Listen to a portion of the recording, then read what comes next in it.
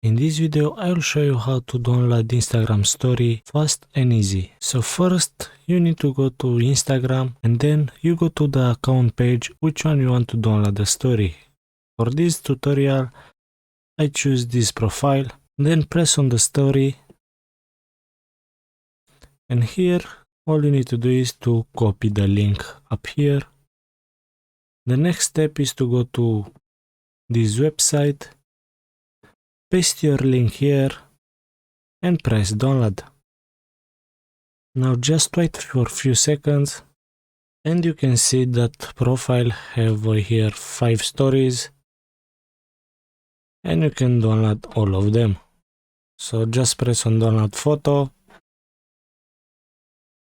and the story is in your computer. I hope you find this video useful. If yes, don't forget to press the like button, subscribe, and I will see you in the next videos.